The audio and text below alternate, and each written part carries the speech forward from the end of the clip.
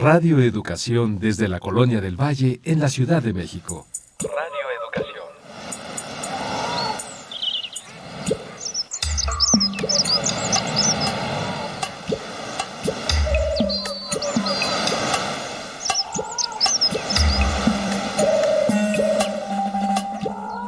Todo lo que se ha dicho sobre las mujeres lo han dicho los hombres. Las mujeres en la historia no han hablado. Hay que hablar con ellas. Poulain de la Barre.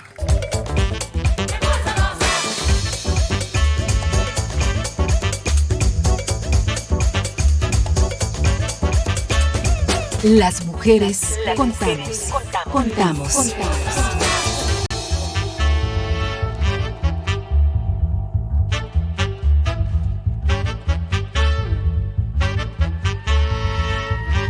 No solo somos un poco más de la mitad del mundo. Nuestra sociedad cuenta con nosotras para la transformación social. Sé parte de nuestro presente.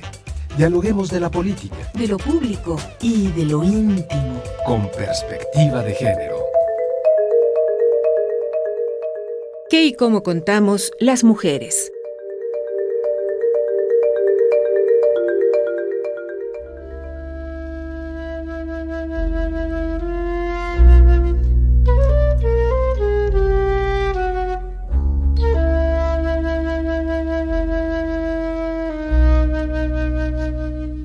Yo conozco a Mariana Lima Buendía. Su mamá la hizo parte de mi vida hace 11 años, cuando de manera inesperada, violenta y cruel, le fue arrebatada. Entonces, doña Irinea Buendía nos presentó la sonrisa, sencillez, dedicación y amabilidad de Marianita. También expuso claramente ante nosotras la historia de su feminicidio, el cual intentó ser enmascarado como suicidio. La sentencia de Mariana Lima es ícono de la necesaria investigación de muerte violenta de mujeres con perspectiva de género.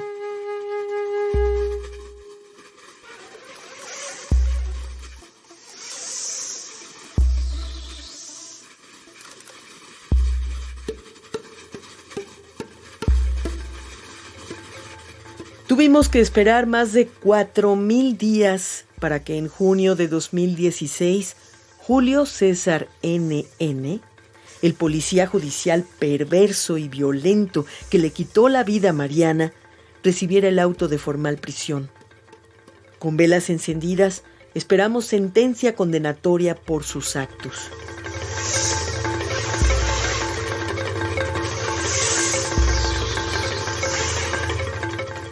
Hoy las mujeres contamos a través de la determinación y amor manifiestos en la lucha incansable de doña Irinea Buendía hasta lograr justicia y justicia para Mariana y para todas.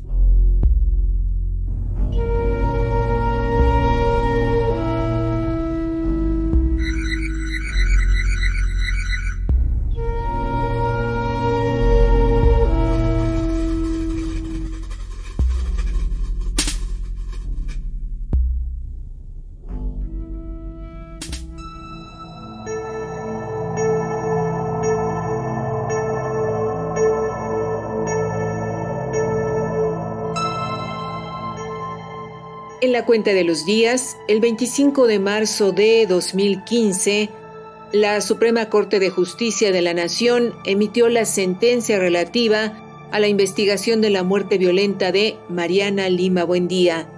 Esta resolución, además de constituir el primer pronunciamiento sobre el tema del feminicidio por parte del máximo tribunal constitucional de nuestro país, establece la obligatoriedad de investigar y juzgar con perspectiva de género. Pese a ello, México ostenta a nivel internacional uno de los índices más altos en feminicidios e impunidad para su castigo. En el programa de esta noche abordaremos el tema A 11 años aún no hay justicia para Mariana Lima. Damos la bienvenida a nuestra invitada. ¿Podrías presentarte para nuestras audiencias? Claro que sí, buenas noches, gracias por la invitación. Mi nombre es Anayeli Pérez Garrido, soy abogada feminista, dirijo la organización Justicia Pro Persona AC y soy asesora jurídica del Observatorio Ciudadano Nacional del Feminicidio. Bienvenida, muchas gracias por aceptar esta invitación. Gracias a ti y a tu equipo.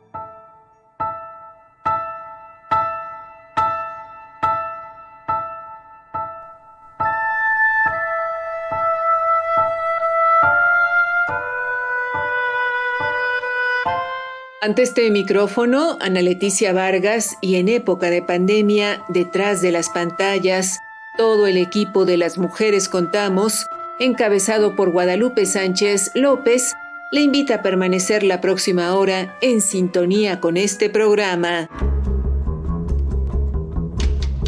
Tejamos juntas y juntos la red de ayuda y compartamos experiencias con perspectiva de género.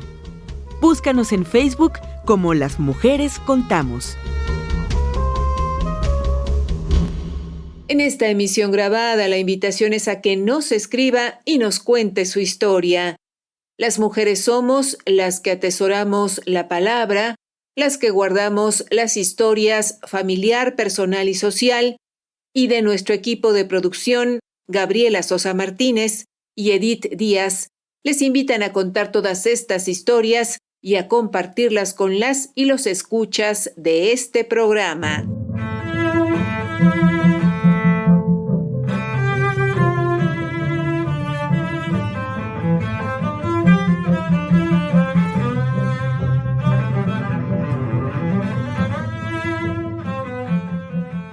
En esta emisión grabada de Las Mujeres Contamos, conversamos con Anayeli Pérez Garrido, ella abogada feminista, directora de la Asociación Justicia Pro Persona y asesora jurídica del Observatorio Ciudadano Nacional del Feminicidio. El tema de esta noche, a 11 años, aún no hay justicia para Mariana Lima. Anayeli, si te parece, empecemos por dar un contexto. Recuérdanos, por favor, en qué consiste el caso de Mariana Lima Buendía. Bueno, el caso de Mariana Lima Buendía es conocido porque es el primer caso de feminicidio. Es un caso del 2010, no estaba reconocido como tipo penal, pero bueno, el caso llega a la Suprema Corte de Justicia de la Nación y el máximo tribunal emite una sentencia histórica en marzo del 2015 y es por eso que el caso, digamos, tiene esa relevancia. Se trata del asesinato de una joven que se había casado con una persona que en ese entonces era policía de investigación de la Procuraduría General de Justicia del Estado de México, con quien vivió solamente 18 meses. Y durante ese tiempo vivió una serie de violencias de distintos tipos y que finalmente fue privada de la vida en un inicio el 29 de junio del 2010, que es el día en el que su cuerpo fue encontrado en su habitación supuestamente por esta persona. Pues él toma algunas fotografías donde se observa el cuerpo de Mariana sentado sobre un buró, pero con un cordón en el cuello. La hipótesis en un inicio, y bueno, el señalamiento de esta persona es que ella se había suicidado y las autoridades del Estado de México no investigaron de manera adecuada. De hecho, es por eso que la sentencia de la Suprema Corte de Justicia establece una serie de estándares de investigación en los casos de muertes violentas de mujeres. Y en septiembre del 2011, la Procuraduría determinó el no ejercicio de la acción penal bajo el argumento de que este caso se trataba de un suicidio. Su hipótesis de investigación siempre fue el supuesto suicidio, a pesar de que la madre de Mariana Lima, la señora Irinea Buendía Cortés, señaló desde el primer momento, durante su primera entrevista ante la gente del Ministerio Público, que ella sufría violencia y que acusaba a Julio N. de haberla asesinado. De eso se trata el caso a grandes rasgos. Nos comentabas que las autoridades del Estado de México no investigaron de manera adecuada. ¿Qué irregularidades, omisiones e incluso, si la hubo, obstrucción de la justicia se presentó a lo largo de la investigación de este caso. Así lo fue, como bien lo dices. De hecho, es en ese sentido en el que se pronuncia la Suprema Corte de Justicia de la Nación, cuando refiere que en este caso hay tantas irregularidades y omisiones y negligencias que difícilmente puede creerse que no haya existido cierta intención de llegar a ese resultado.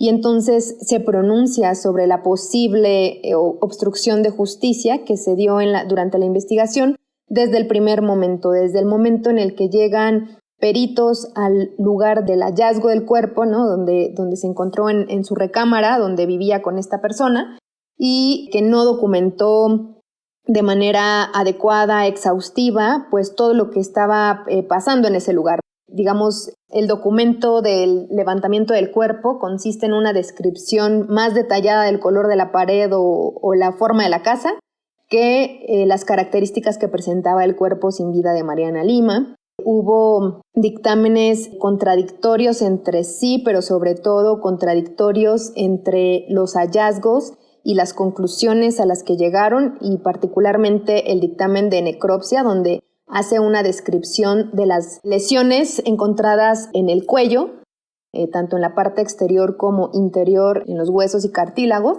y que estos hallazgos, digamos así como están descritos desde el primer peritaje, corresponden con una muerte violenta, con maniobras de estrangulamiento y no de ahorcamiento como lo concluyeron en la investigación, ¿no? Una asfixia mecánica en su modalidad de ahorcamiento, es decir, un supuesto suicidio, cuando en realidad las características de las lesiones pues daban cuenta de un estrangulamiento. La mecánica es distinta, las lesiones que se presentan, digamos, no son determinantes. Obviamente la investigación se compone de otros elementos, pero era un hallazgo muy relevante para no tener ni siquiera la hipótesis del suicidio, sino al contrario, como lo dijo la Corte, en este estándar de investigación, que es que toda muerte violenta de mujer debe investigarse con perspectiva de género. Ahora decimos como un posible feminicidio.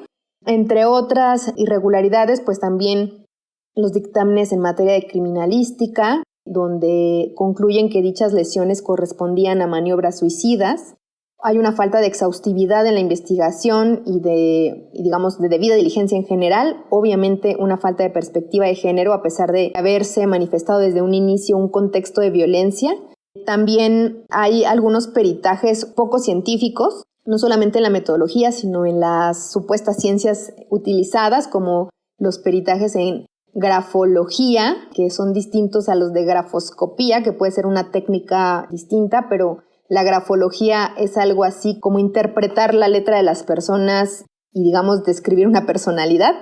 Eso pues es totalmente fuera de lo científico, y ese tipo de peritajes fueron los que sostuvieron que en septiembre del 2011 el Ministerio Público Investigador determinara el no ejercicio de la acción penal bajo el argumento de que estos peritajes daban cuenta de que la muerte violenta de Mariana Lima pues correspondía con una asfixia mecánica en su modalidad de ahorcamiento, es decir, a un suicidio. El agresor pues tenía influencias en el lugar donde pues trabajaba además, y a pesar de que la investigación cambió de lugar, de municipio, ¿no?, para que continuara con la misma, esta persona siempre estuvo ahí. Tuvo la posibilidad de cambiarse de lugar de adscripción y estuvo entre los municipios de Chimalhuacán, Nesa, siguiendo la investigación de Mariana. Y bueno, evidentemente no se investigó para nada el contexto de violencia, no se consideraron los testimonios que daban cuenta de ello, ni tampoco se realizaron peritajes para establecer el contexto de violencia, que era pues un señalamiento inicial. Bueno, también el tema de la fotografía en el lugar era deficiente. A pesar de contar con pocas fotografías en el caso, también hay un tema relevante, que es que el agresor aporta fotografías en una posición distinta a la que fue encontrada el cuerpo, y pues esas mismas fotografías fueron fundamentales para estar ahora en la etapa en la que nos encontramos, que está pues siguiéndose ya un proceso judicial contra esta persona, es decir, está siendo procesada. Ha tardado bastante el proceso, pero desde el 2016 que se consignó, estamos ya en la etapa final. digamos, desahogando las últimas pruebas en juicio o en la etapa de instrucción, con miras a llegar a la etapa de conclusiones y finalmente obtener una sentencia que esperamos, por supuesto, sea condenatoria, porque tenemos todos los elementos científicos de una nueva investigación que se hizo posterior a la sentencia de la Suprema Corte de Justicia. Si me lo permites, Anayeli, antes de hablar de lo que ocurre en el momento actual, preguntarte, ante esa primera decisión que tomaron las autoridades de no ejercicio de la acción penal, ¿cuál fue la respuesta de la familia? ¿Qué es lo que hizo la familia de Mariana Lima? Bueno, para ese entonces, la señora Irinea Buendía Cortés ya había conocido al Observatorio Ciudadano Nacional del Feminicidio. De hecho, una compañera y yo conocimos a la señora Irinea en un café, en un restaurante, donde conocimos su historia, acudimos a la Fiscalía a inicios del 2011. Cabe señalar en qué contexto además se tiene este acercamiento al caso, y es que en diciembre del 2010 nosotras como observatorio habíamos solicitado la declaratoria de alerta de violencia de género en el Estado de México, y entonces este era uno de esos casos. No lo teníamos documentado, pero es dentro de ese periodo en el que nosotras documentamos estos porcentajes de impunidad. Y el caso de Mariana Lima pues llega con nosotras en 2011, para el momento que fue septiembre del 2011 en el que se determina el no ejercicio de la acción penal. Teníamos ya este acompañamiento jurídico, y lo que hace la familia es iniciar toda una lucha por la vía jurídica para acceder a la justicia. Se agotaron recursos administrativos y a la par también se agotó el juicio de amparo. Finalmente se le dio seguimiento a un segundo amparo indirecto, el cual fue otorgado por el juez de distrito. Sin embargo, al no considerar ninguno de los estándares de investigación y solamente otorgar el amparo para reabrir el procedimiento, cosa que ya estaba hecha por la vía administrativa, decidimos interponer un recurso de revisión que cayó en el segundo tribunal colegiado en materia penal del segundo circuito, es decir, del Estado de México. A la par se promovió la solicitud del ejercicio de la facultad de atracción de la Suprema Corte de Justicia de la Nación. Esto ya fue en septiembre del 2013, después de todo este proceso, y la Suprema Corte de Justicia de la Nación decide dar trámite y finalmente atraer el amparo en revisión 554/2013, que es el amparo por el cual se dicta esta sentencia histórica. Una pregunta que han formulado especialistas que además han seguido este caso en lo particular, el de Mariana Lima, es por qué hasta el 2015 es cuando la Suprema Corte de Justicia de la Nación se pronuncia por primera vez sobre un feminicidio, cuando este fenómeno en nuestro país databa de varios lustros atrás. ¿Qué comentarías al respecto, Anayeli? Sí, bueno, de entrada tampoco el caso de Mariana Lima está tipificado formalmente como un feminicidio, aunque toda la investigación se llevó desde esa perspectiva. Obviamente él va a obtener una sentencia por homicidio calificado, eso esperamos, pero ya para esta época, para el 2010, 11, digamos durante la investigación y el proceso que se llevó de amparo en el caso de Mariana Lima, se fue construyendo también a la par, porque bueno, en 2011 es cuando se da la reforma constitucional en materia de derechos humanos.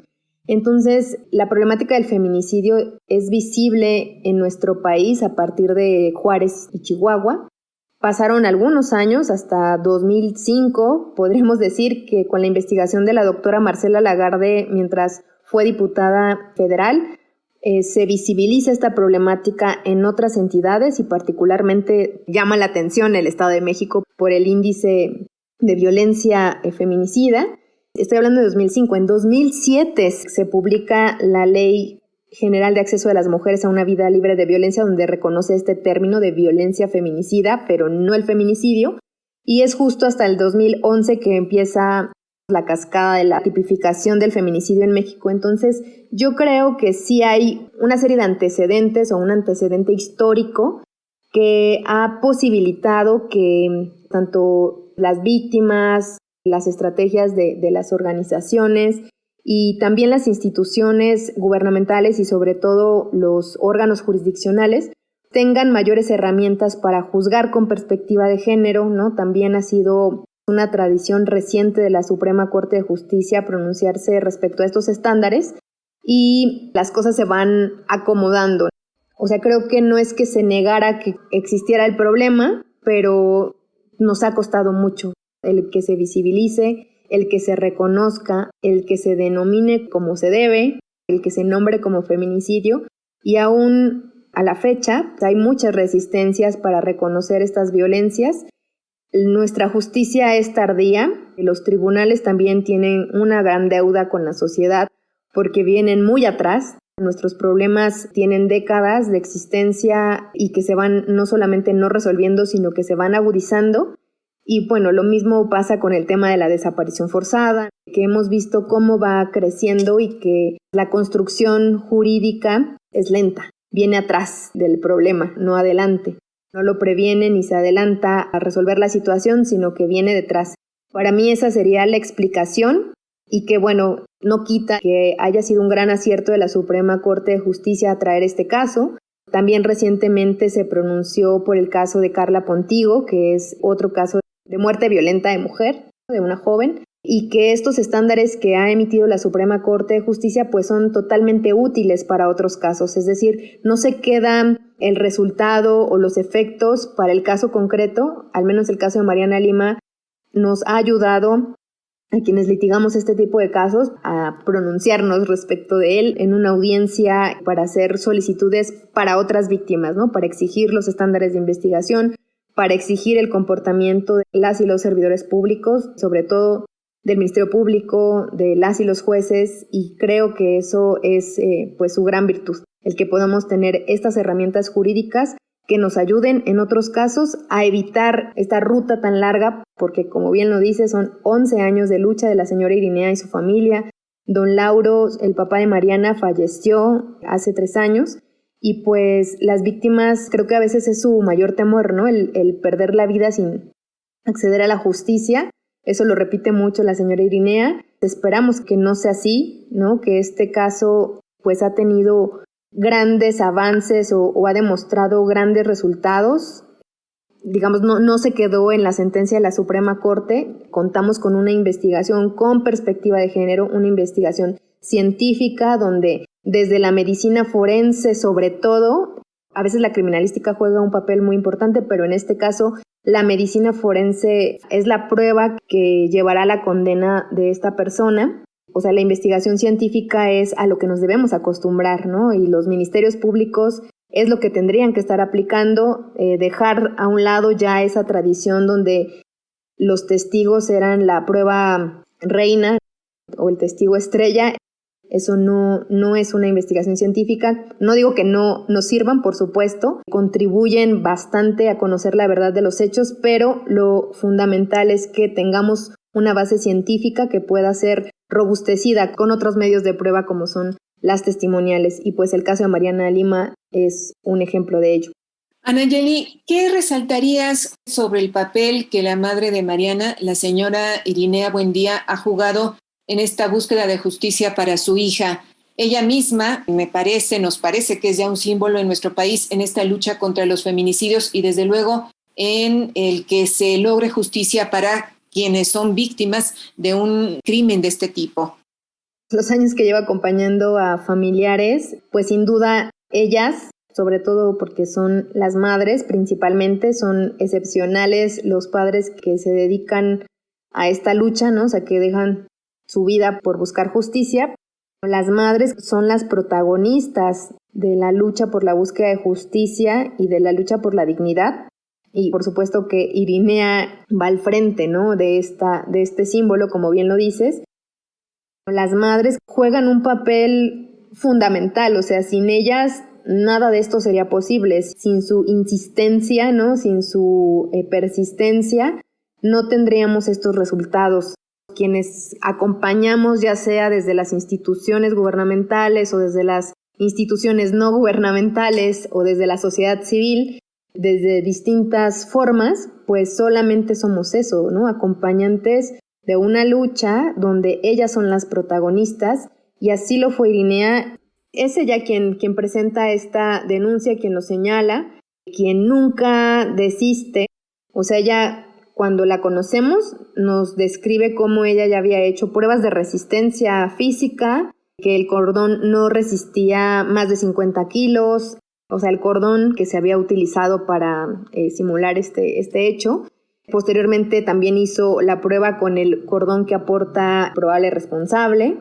Actualmente la carga en su bolsa desde el primer día que yo la conocí, y si ustedes se la encuentran algún día, seguramente trae la armella y el cordón. Bueno, además de ser protagonistas de esto, también son maestras de la dignidad, pues del amor también, ¿no? O sea, porque todo esto lo hacen por el amor, por la memoria de sus hijas, y que no desisten, ¿no? O sea, son incansables. Ha sido maestra también para otras mujeres, sobre todo para nosotras como defensoras, pero yo creo que también ha sido una maestra sensible para otras víctimas. Es una mujer solidaria, es una mujer que nos trae todos los casos que se le acercan con la mejor intención de ayudar. Es una mujer que defiende a las víctimas por sobre todo, y es una mujer fuerte. Esa característica también tiene la señora Irinea, ser una mujer fuerte, valiente, incansable, y tiene, bueno, historias maravillosas que he tenido la fortuna de conocer de su vida, ¿no? Y de su proceso también de transformación de una víctima a defensora de derechos humanos. Entonces, como para concluir respecto de la investigación, es que sin ellas la verdad no podría ser. Ellas tienen la verdad a partir del amor, y no quiero romantizar eso, no lo quiero dejar en el tema subjetivo, sino que esa insistencia y esa perseverancia que definimos como lucha por el acceso a la justicia, creo que es un gran valor, es algo que además abona a nuestra sociedad. No solamente lo hacen por sus hijas, sino que contribuyen a construir un mejor sistema de justicia y una mejor sociedad, porque también tienen además el valor moral de señalar o cuestionar lo que está mal en nuestra sociedad y lo que no debe permitirse, porque ellas ya lo vivieron en carne propia. Podría hablar mucho de la señora Irinea. Anayeli Pérez Garrido, ya comentabas que esta sentencia de la Suprema Corte del año 2015 es un modelo a seguir para todo caso de feminicidio que se presente en el país. Hasta donde tenemos entendido, en esta sentencia se habla de debida diligencia y de la obligatoriedad de investigar y juzgar con perspectiva de género. ¿Qué es la debida diligencia? ¿En qué consiste esta obligatoriedad de investigar y juzgar con perspectiva de género? La debida diligencia es un principio de investigación reconocido así y desarrollado además por la Corte Interamericana de Derechos Humanos a lo largo de su jurisprudencia desde el primer caso. Particularmente respecto de la violencia contra las mujeres se ha pronunciado, y pues la sentencia histórica o la sentencia que también aportó y sigue aportando estas bases, y que también es la base de hecho del caso de Mariana Lima Buendía, pues es el caso de Campo Algodonero, ¿no? El caso González y otras contra México, mejor conocido como Campo Algodonero, que se trata de 3 feminicidios que, a pesar de, bueno, en el contexto se encontraron en realidad 8 cuerpos en una zona donde se sembraba algodón en Ciudad Juárez, y que la impunidad y estas irregularidades, además de la utilización de estereotipos de género por parte de la Fiscalía, ¿no? De la policía, de los ministerios públicos, hacia las víctimas, hacia las madres, bueno, y dirigiéndose hacia la vida de las mujeres, de las jóvenes y 2 niñas, además, en el caso González y otras, llevó a que la Corte Interamericana de Derechos Humanos se pronunciara contundentemente sobre la debida diligencia reforzada y las investigaciones con perspectiva de género, ¿no? La debida diligencia es un principio que se compone de otros subprincipios, es decir, las investigaciones tienen que realizarse bajo ciertos criterios, como es la oportunidad, la oficiosidad, la exhaustividad, la independencia e imparcialidad, la participación de las víctimas, la competencia.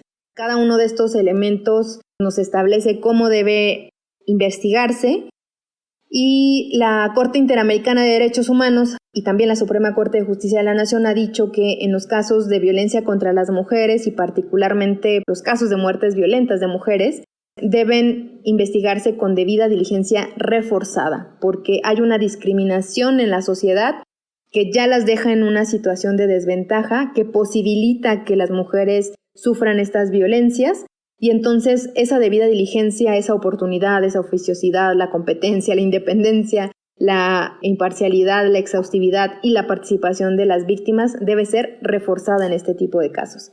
Y por otro lado, la perspectiva de género pues obliga a los operadores jurídicos y a las autoridades en general a incorporar esta perspectiva, que es una metodología, que es una herramienta para mirar las desigualdades y para mirar la sociedad en general y cualquier problema desde esta visión donde se identifican las desigualdades, donde se identifican el abuso de poder, donde se identifican estos contextos donde las mujeres están colocadas por la sociedad, por el sistema patriarcal, en una situación de desventaja, y más aún en este tipo de contextos, ¿no? O sea, todas las mujeres hemos vivido algún tipo de discriminación, pero una mujer o niña en situación de violencia está particularmente en una situación de vulnerabilidad apoyada por todo el sistema, que implica una serie de estereotipos, una serie de reproducción de roles que mantienen a las mujeres en esa situación y que posibilita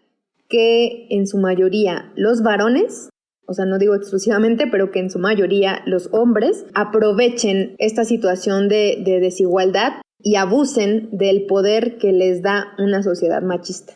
La perspectiva de género obliga a que los operadores jurídicos vean esas violencias expresadas en el cuerpo de las mujeres, o sea, la perspectiva de género en los feminicidios implica ver que la violencia sexual es una característica, que los antecedentes de violencia son relevantes, no como en el homicidio, que pues no lo son, ¿no? Ni la violencia sexual, porque se subsumía el delito de violación, además era solamente en el caso de violación, para tener una posible sanción y que finalmente decidan que el homicidio es el delito más grave y es el que abarca la sanción. Y este tipo penal incorpora ya esta perspectiva de género que por años, mientras existió el homicidio calificado, no quisieron ver y no quisieron aplicar con este enfoque.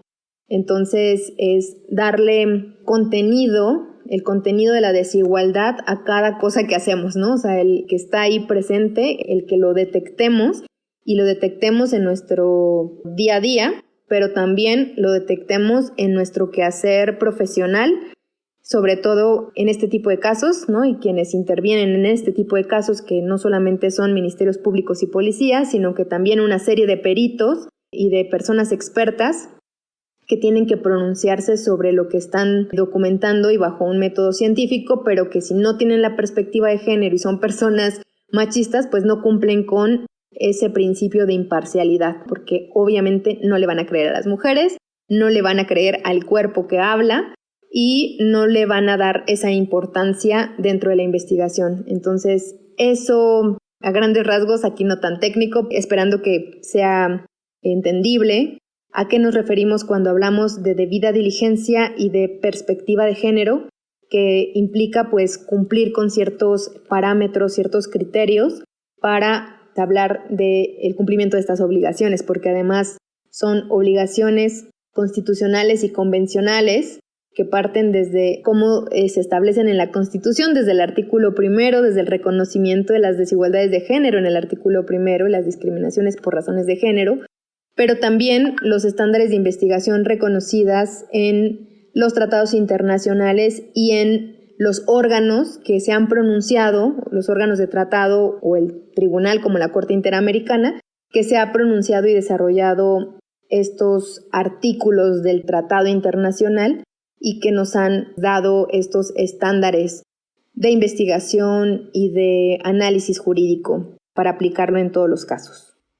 En esta emisión grabada de Las Mujeres Contamos, conversamos con Anayeli Pérez Garrido, abogada feminista, directora de la Asociación Justicia Pro Persona y asesora jurídica del Observatorio Ciudadano Nacional del Feminicidio. El tema que nos convoca: a 11 años aún no hay justicia para Mariana Lima.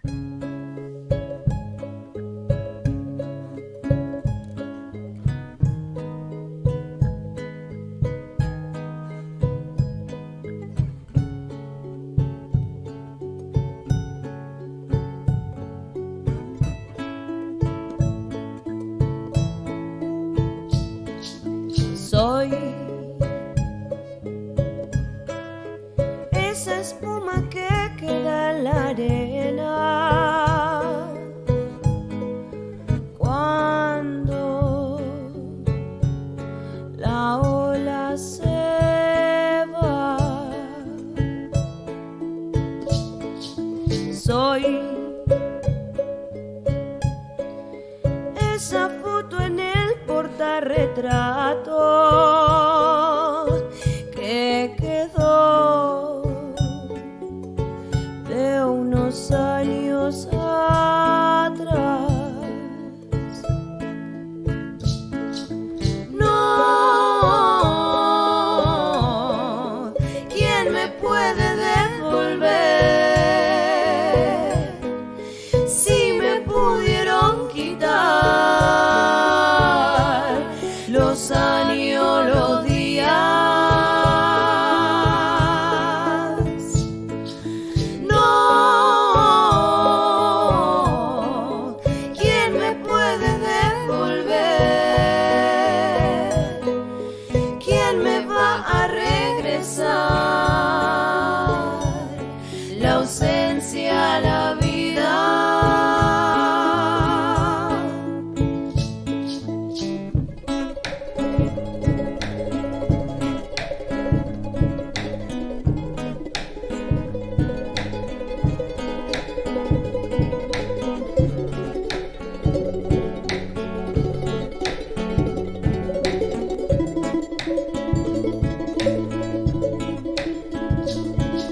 La ausencia que secó los ríos me trajo un recuerdo vacío, la corriente se llevó mis desafíos.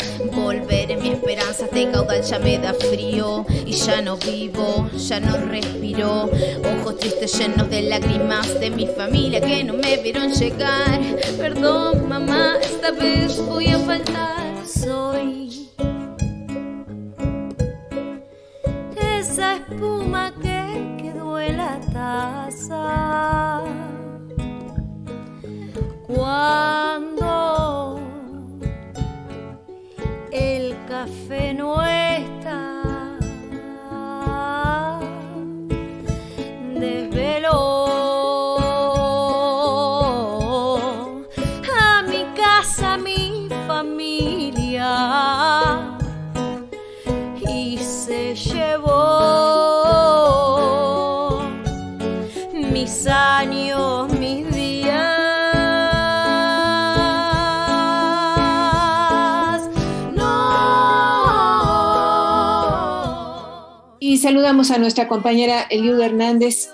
Muy buenas noches, Eliud, te escuchamos. Hola, ¿qué tal, Ana Leticia? Saludo con mucho gusto a ti y a las audiencias de Las Mujeres Contamos.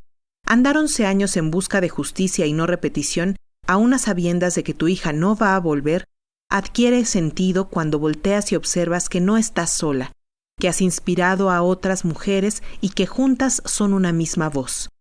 Amigas, madres, activistas y defensoras que quizás no conocieron en persona a Mariana Lima Buendía, participaron en la velada para conmemorar su existencia a 11 años del feminicidio que cambió la vida de su madre, doña Irinea Buendía, y de su padre, don Lauro Lima, quienes con su lucha nos han brindado las herramientas que se desprenden de la sentencia Mariana Lima Buendía.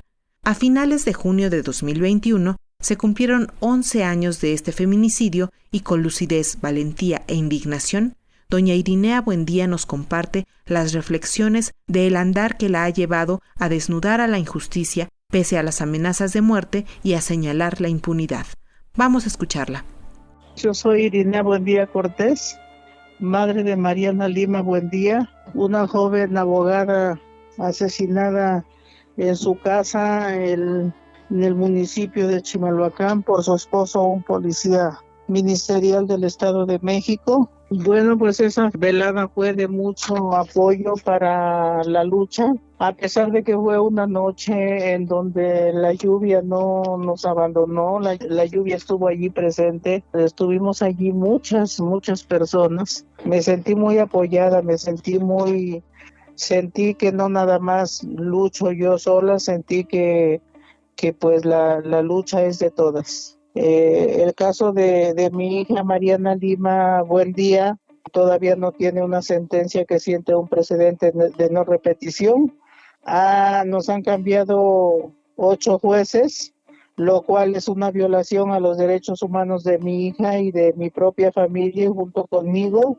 Siguen en la misma a pesar de que tenemos leyes de vanguardia, la Ley General de Acceso de las Mujeres a una Vida Libre de Violencia, la Ley General de Víctimas, el artículo primero constitucional que habla de los tratados internacionales y nacionales firmados por el Estado mexicano, el protocolo de la propia sentencia Mariana Lima Buendía que nos da la Suprema Corte de Justicia de la Nación y que es un manual para poder investigar, hacer una buena carpeta de investigación y poder el Ministerio Público argumentar y fundamentar esa carpeta de investigación y que pueda llegar a tener una sentencia que siente un precedente de no repetición. Y ahora con lo que dijo hace 2 años el fiscal Gers Manero, de que los feminicidios los iban a cambiar a homicidios dolosos, la mayoría de autoridades de género se va por eso y empieza, en vez de que haga la investigación, así como lo dice en la sentencia Mariana Lima Buendía, de que toda muerte violenta se tiene que investigar con perspectiva de género, hacen todo lo contrario y lo empiezan a investigar como un homicidio doloso.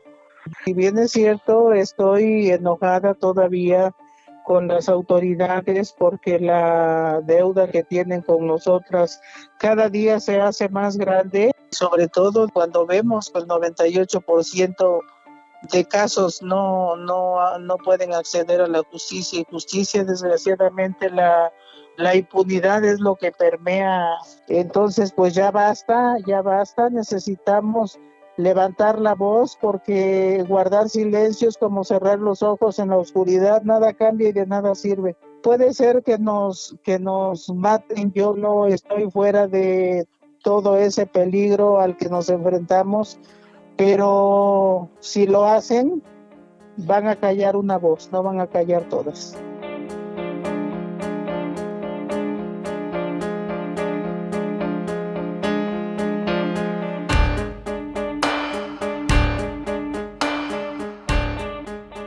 Gracias, Ayuda Hernández. A nuestras audiencias les recordamos que esta es una emisión grabada, por lo que agradecemos nos hagan llegar sus mensajes a las redes sociales, donde estamos como Las Mujeres Contamos. Hoy nos acompaña en entrevista Anayeli Pérez Garrido, abogada feminista, directora de la Asociación Justicia Pro Persona y asesora jurídica del Observatorio Ciudadano Nacional del Feminicidio. El tema de este martes: a 11 años aún no hay justicia para Mariana Lima. Anayeli, a Julio César N. se le dictó auto de formal prisión el 29 de junio del año 2016. 5 años después todavía se está a la espera de sentencia. ¿Qué nos puedes comentar sobre el tiempo que esta sentencia ha tomado? ¿Para cuándo creen ustedes que ya haya una resolución al respecto? Son muchos años de estar en un proceso penal. Esto es totalmente violatorio a los derechos humanos de las partes, obviamente de las víctimas, pero incluso del procesado. Son 5 años sin justicia, 5 años sin verdad jurídica. Esto amerita el señalamiento del rol que tiene el Poder Judicial en nuestros estados, o los poderes judiciales estatales y el federal, pero sobre todo en este caso el Poder Judicial del Estado de México, donde hemos en estos 5 años llevado un caso que ha sido conocido por diversos jueces y juezas, una sola jueza, pero estos cambios de la persona que está juzgando pues también da cuenta de cómo es el sistema judicial en nuestro país, de la falta de inmediatez de quien dicta una sentencia, porque no sabemos a quién le va a tocar dictar esta sentencia, porque han sido bastantes personas las que han transitado en este papel, y eso implica que no haya una continuidad, que los jueces, particularmente en su mayoría, no hayan tenido un acercamiento con el caso, que pues lo hayan acabado de leer, pero pues posteriormente los cambiaron. Entonces, ese tipo de acción o de cumplimiento de una obligación creo que no corresponde con el deber ser, ¿no? Y con los estándares que deberían considerarse. O sea, es un sistema y en estos años pues ha cambiado, sobre todo estos jueces. Hubo una jueza que lamentamos mucho que partiera, que la cambiaran, porque en el momento en el que comenzó a conocer del caso y que supo de qué caso se trataba, también la actitud fue distinta, y creo que eso lo debe hacer además en en todos los casos, ¿no? Pero particularmente ella se visualizaba un compromiso, también otro juez que tuvimos en otra jurisdicción porque hubo un cambio de penal en algún momento, estuvo en un penal de mayor seguridad y también ese juez, o sea, tenían actitudes como deben ser los jueces, ¿no? O sea, creo que no solamente el que se ponga orden en la audiencia o que más bien que se lleven las audiencias, sino que se lleven de una manera, y lo hablo por todos, o sea, con esa imparcialidad que deben garantizar, que pongan orden y que pongan orden también en el desahogo de las pruebas, ¿no? El que no llegue un perito, que no llegue un servidor público cuando está citado debidamente, cuando está citado legalmente, pues amerita un pronunciamiento del juzgado. Y eso ha sido, digamos que, la principal razón de la dilación. Jueces muy laxos, y además que las audiencias las programan cada 10 días. Nosotras cada 10 días estamos ahí en el penal Bordo Neza, y que a veces hay excusas poco justificables, pero que no se pronuncian al respecto y dejan que una audiencia no se lleve a cabo y después la otra tampoco y la que sigue tampoco, porque no tienen esa capacidad de decisión, me parece, en su papel de jueces. Y en eso ha consistido principalmente la dilación. Desde que comenzó la pandemia, pues también tuvimos un desfase en cuanto a el desahogo de las audiencias, pero no ha habido gran avance en todo este tiempo, ¿no? Aunque se hayan reanudado. Porque también estamos sobre la estrategia de una defensa que después cambió y que la nueva defensa sigue con una estrategia que no es suya, entonces no se pronuncia ni para cambiarla ni para continuarla de manera contundente. Entonces están volviendo a llamar a peritos que habían ya ratificado, peritos de la Fiscalía que habían ya ratificado sus dictámenes. Y a pesar de que incluso no les convenga o no les ayude en nada, estamos esperando a que el perito llegue, ¿no? Entonces, ese tipo de acciones desgasta a las víctimas, desgasta el quehacer jurídico, ¿no? También creo que habla de una necesidad para mejorar nuestro sistema de justicia y no solamente profesionalizar, sino que se tomen en serio todos los asuntos, pero que se atiendan en el plazo razonable, ¿no? O sea, con esa debida diligencia también que deben garantizar para sancionar a las personas que son responsables. Estas prácticas que están fuera de la ley, ¿no? Son prácticas más bien de los poderes judiciales, no digo que todos, pero bueno, nos está pasando en el Estado de México que el papel del Poder Judicial ha sido deficiente y ha dejado mucho que desear por el tratamiento que se le ha dado a un caso que además es un caso relevante para el Estado, porque es un caso en el que se pudo revertir una mala investigación y toda esta serie de negligencias y omisiones que comentaba hace un momento, para, por el contrario, tener una investigación científica, tener la colaboración además de otras instituciones como la Fiscalía, bueno, hoy Fiscalía, pero antes Procuraduría General de la República, quienes también emitieron peritajes. Y bueno, todo este trabajo que se hizo en aproximadamente un año, porque la sentencia de la Suprema Corte se emite en marzo del 2015 y esta persona se le dicta el auto constitucional justo el 29 de junio del 2016, ¿no? Además, como coincidiendo con las fechas.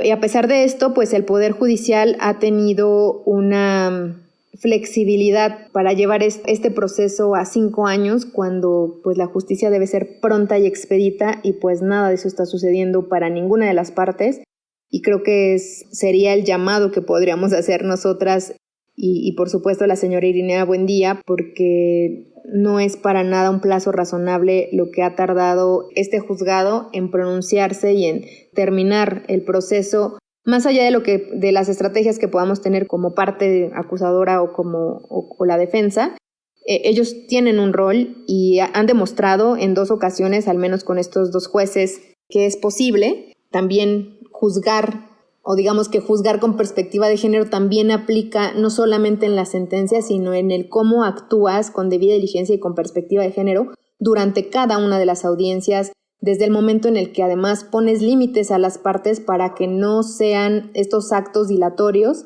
aprovechados o promovidos por las partes, ¿no? Entonces, eso es creo que algo importante en este momento. ¿Y qué esperamos? Que finalmente desahoguemos todas las pruebas pendientes. Estamos en esa última etapa que se ha tardado, o sea, estamos en esa última etapa desde que empezó el año y desde el año pasado, pero particularmente esperamos que sí cerremos instrucción este año, que podamos emitir estas conclusiones por el asesinato, por la muerte violenta de Mariana Lima, por este feminicidio coloquialmente, digamos, conocido, pero también esperamos que la sentencia que se dicte en este caso, pues como dice la señora Irinea, sea una sentencia histórica que también siente un precedente de no repetición, ¿no? La no repetición no solamente pues de los asesinatos, que esperamos que eso algún día pase, pero también una no repetición del actuar de las autoridades que hasta el momento se reivindicaron, al menos la Fiscalía en el caso en particular,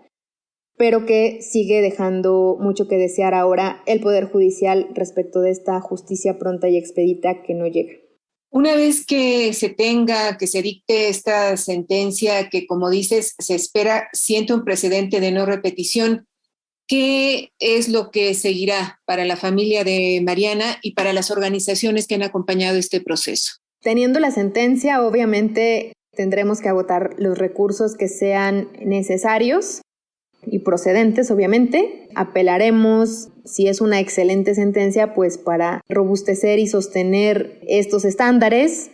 Si consideramos que hace falta el pronunciamiento respecto de esta violencia de género, sobre la sanción o en el tema de la reparación del daño, por supuesto que estaremos señalando lo conducente en el recurso de apelación. Y también pues agotar el amparo directo que tienen las víctimas para que el derecho a una reparación del daño, para que sus derechos en general durante el proceso estén realmente garantizados en estas sentencias, lo vamos a agotar, ¿no? Esperamos que la sentencia cumpla con las expectativas que tenemos, que considere, por supuesto, toda esta investigación científica y que sobre esas pruebas se base su determinación, su resolución del juez que llegue o que esté en ese momento.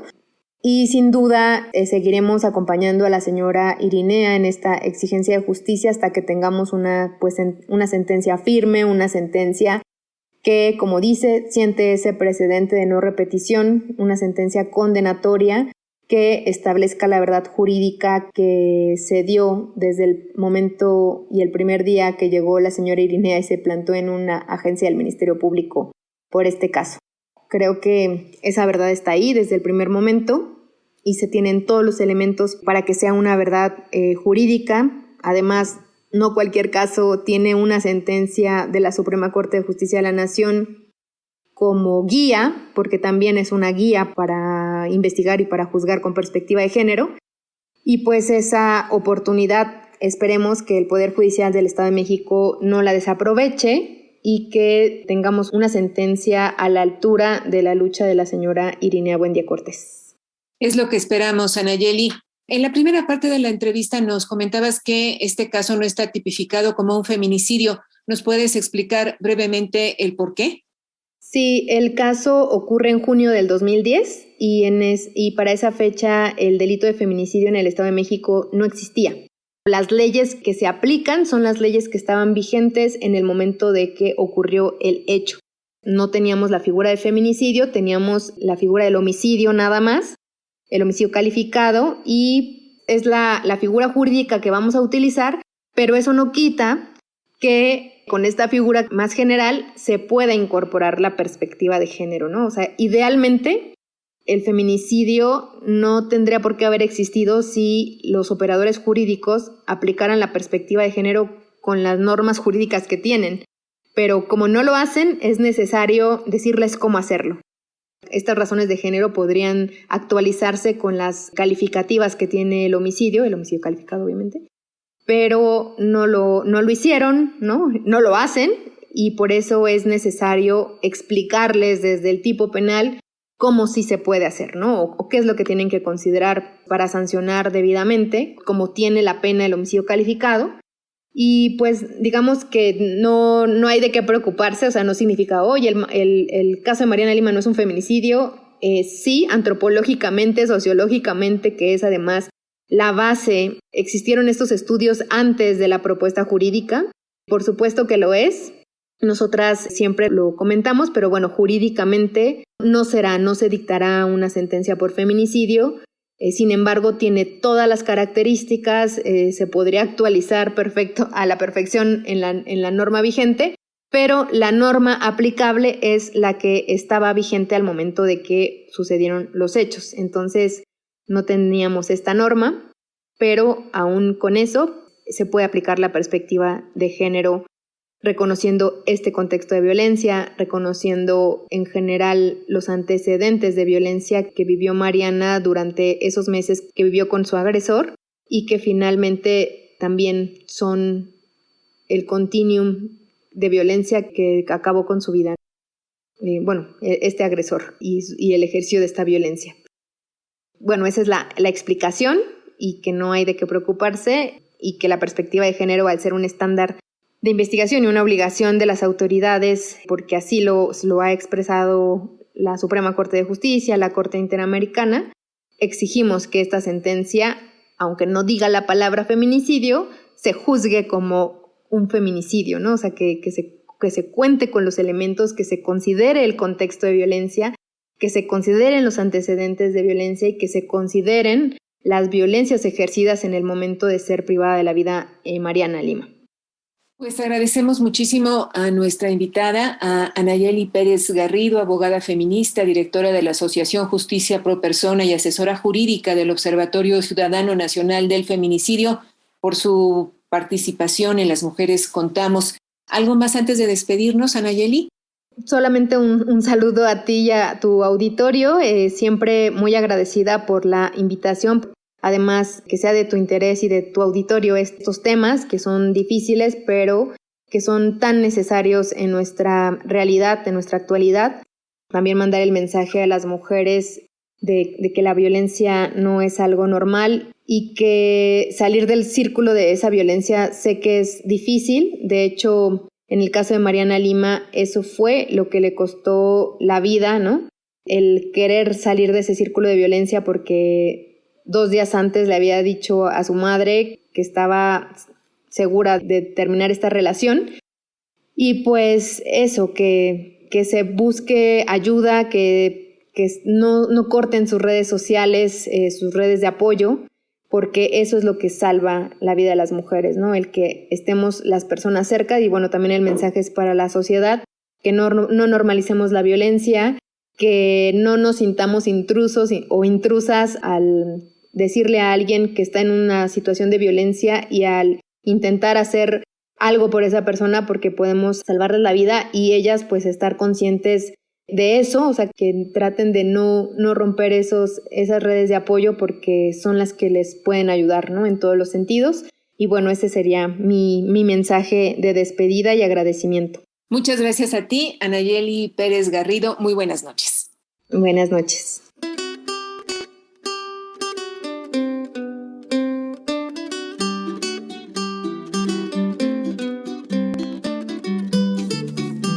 Las Mujeres Contamos. Participamos en este programa el equipo de Las Mujeres Contamos, Eliud Hernández, Edith Díaz, Guillermo Lagarda, Gabriela Sosa Martínez, Marlene Reyes y Ana Leticia Vargas, en una producción de Guadalupe Sánchez López. Muchas gracias. Hasta la semana entrante.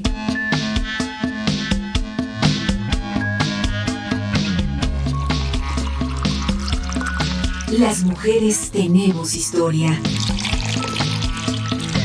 Contarla es parte de la construcción de un futuro con equidad. Desde la Ciudad de México, 1060 kHz en amplitud modulada. Radio Educación. Las mujeres contamos. Las mujeres contamos.